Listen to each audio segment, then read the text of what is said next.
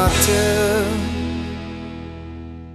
Taking an interest in current affairs at an early age, award-winning author, actor and activist Dirk Uys and his colorful collection of alter egos have been at the forefront of change in South Africa. Notorious for using his voice to start discussions around democracy and politics, he is now dedicated to an even bigger battle, the fight against HIV and AIDS. In the last decade, Peter and Evita have spoken to over 1.5 million school children about the pandemic. Peter, so great to have you. Hello, Doctor. Welcome. Thank you for your time. Thank you. Yeah. Thank you. Not many people have had a movie made of their lives. Now, you've had a documentary made of yours around your AIDS awareness campaign. Is that kind of the legacy you want to be remembered by? I think that's the most exciting thing that ever happened to me when I was in Australia in 2001 at the Sydney Opera House. And this young boy with his parents came after the show. I gave the Wolanani ribbons out to everybody, and I said, if you want to put something in the hat, they did. My God, did they put money in that hat all over the world. Incredible. Australia. And this kid said, oh, you know, I never thought I'd care about people so far away. You've changed my life. I thought, oh, that's interesting. That's interesting. I said, okay. He said, I'd like to make a movie about you. I said, wow. Oh, that's just, why don't you come to South Africa? It's 3 months later. Hi, Peter. He was there in Darling with his camera. And this schoolboy came for 3 years with his parents' support and his principal, who gave him time off at school. And he made this movie, 16-year-old kid commenting on my life, and I was like 59, 60 years old. It was extraordinary. And when I went to the schools with him, the kids were the same age. And the one thing I said to them is, you know, do you believe your dreams will come true? And most of them said no. I said, well, let me just show you that. You see that young man in the corner? He wanted to make a movie about me, and he's 16 going on 17, and his dreams have come true. So don't ever say that. And it was just glorious. And yeah, I am so proud of that film. It's traveled all over the world. And it's called Darling, the life. It's called Darling, the Peter Dirk Uys story. It's, oh, God, it's a hell of an act to follow, but no, I'm thrilled. But Peter, you've had great connections with school kids. 10 years now, you've gone to schools all around the country preaching for fact's sake. I love saying that. I've got to say again, for fact's sake. I know, you can't say it when you've had a drink. No, you can't. So tell me about the state of the nation when it comes to HIV. What do we know? What do we believe? What have you seen? Do you know how difficult it is to answer anything that is hooked to a statistic? Because a statistic terrifies you. I mean, when you're 45% unemployed, 200 on this, 10% there, 6 out of 9. I can't do anything, but one life saved will save the world. One life saved, and start with your own. And I'll tell you why I did this. I only did it because I suddenly realized I was telling myself a lie in 2000. After 5 wonderful years of democracy, having had such a celebration of the fact that I'm legal on many levels, I suddenly thought, hang on, I'm telling a lie here. I'm looking away from the thing that frightens me more, and that is HIV. I don't want to die of AIDS. I've had too many experiences of people I know very well who did. I would sit in their rooms as they were dying, holding my breath. Don't breathe and you won't catch it, you know. Right. All this nonsense. Careful of the knife, the fork, the spoon. And I thought, stop this now, look it in the face and be in charge of it. And I will never forget where that inspiration came from. With the AIDS Congress in Durban, when Nkosi Johnson, this extraordinary little creature, in a suit too big for him, the microphone was too big for him. He was very ill, but he was there. And he said, I'm not living with AIDS. AIDS is living with me because I'm in charge. Sure.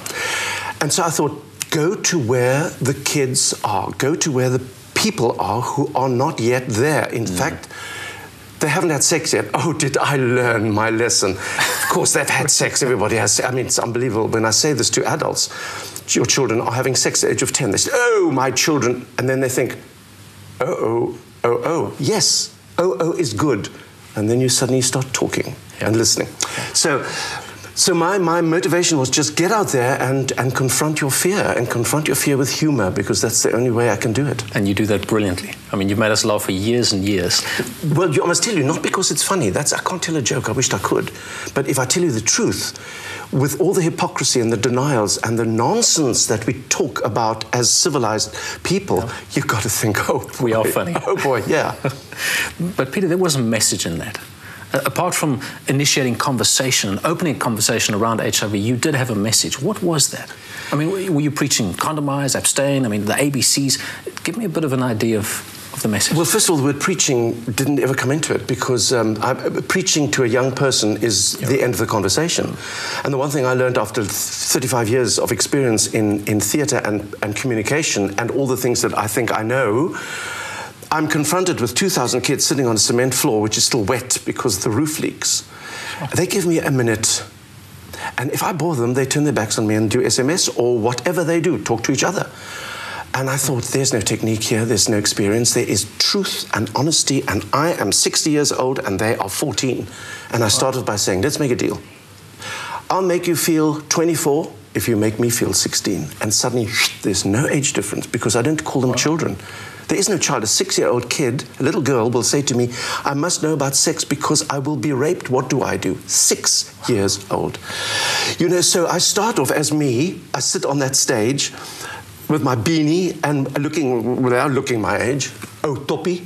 And I watch the kids come in and they come in, they come in, they come in, they come in. They check me out, you see. Some of them are not interested. Why should everybody be interested? Some of them are disturbed and very upset about life. Some of them go, you know, hello, I like Evita. And then I start by saying, my name is Peter Dirk Uys. Do you know who I am? And most of the kids were, you don't know who I am? No. Do you know Evita Basenet? Hey, yes. Do you want to see Evita? And I put her on. I actually take the lipstick, which in itself is rude. Lipstick. Then they laugh at this old man putting on lipstick. Voila. And sunglasses, because I haven't got time for that eye makeup. Sophia Loren sunglasses, excuse me. Sorry, Sophia. Big earrings, and then a sort of poncho to give a feeling of a thing. And then I say, is that all? What have I missed? Die Haare, waar is die Haare? Under the hair, turn round, and there she is. The ice is broken. Wow. They have the right to enjoy themselves.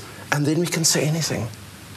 And I do say everything. I've said words in a school hall that they've never heard in a school hall before. Sure. You know, birds and bees. Yeah. How does a bird a bee? Sure. Well, the teachers go white. The black teachers go white. The nuns laugh. And the kids will listen to every single word I say after that. And I say to them, you're not going to hear that word again. I'm not here to celebrate free speech. Yeah. That's the minefield. Wow. And that's where we start. So we go into a conversation. And it is never the same. It's always different because it depends on them and where they are with their backgrounds. So I've got to ask you, you're not an ordinary South African, but I'm asking you as an ordinary South African, what can we do to fight this pandemic? Do we start conversations? Do we just talk about it? Do we, use our freedom of speech? How would you tell us to tackle HIV and AIDS? Wow. Everyone has got somebody they care about. Again, I say, start with yourself. Are you ready enough to go and just have your test? Because logically that's the way to do it. You go to the dentist, otherwise you lose your teeth. It's not nice. The HIV test is probably the most frightening thing you ever had because you never know. You think, oh my goodness, oh my goodness, oh my goodness, I'm going to die. My poor cat, my car, That's right. You don't die. You just find out, are you there or are you there? Both are areas of life. And both can be dealt with. And of course they can be dealt with. So the first thing is just get rid of that terrible fear and stigma and stop listening to everybody. Everybody has got an opinion. Yes, but did you know and have you heard and have you seen? So what can we do? Talk to each other. If you're a parent, listen to your child. Ask your child a question. Have you heard of this? What do you think of this? Yeah. Sometimes you won't understand their language because it's Twitter, tweet and Facebook language, but if they get it out of their systems or just find out that somebody's interested, it's when parents are saying, we don't talk sex, we don't do this, you don't do this. What's that condom doing in your bag? I've got the condom here to protect myself against rape. No, you are promiscuous. That's happened. It's terribly delicate and it's terribly personal. You see, again, the last thing I want to ever do is to say to anybody what to do. And you famously were quoted as saying, we came from an apartheid government that killed people to a democratic government that just let people die. Okay, are we better? Yes, of course we're better. People have actually woken up to the fact that we must move away from square one. We should have been on square 12. We've been through the nonsense of our president having a shower after unprotected sex, and I wished with his charm he would just laugh at us and say it was a manner of speaking and it didn't mean have a shower, because I've been confronted by senior students at schools who say to me, don't talk about condoms because we take a shower. No. And I laugh and they say, why would he lie? He is our president. So that's a hill we must cross. Our department is making testing very, very logical, and ARVs is being made available to as many people as possible. All good, all good. But you know, governments never solve anything. I think the only way that really, truly we can do something is to prevent through information. And prevent by entertaining people with their fear, laugh at your fear. Sex is very funny. Stop being stupid about not talking sex to kids, because they must find out through experience, and therefore help them and say to them, yes, it will happen, but be prepared. There's a snake in the grass. Don't allow it to bite you. Sit on a plastic blanket or keep standing. Peter Dirk Uys. Educate, entertain and inspire. That just happens to be the vision of Hello Doctor too. Peter, thank you so very much. Thank you. Hello Doctor.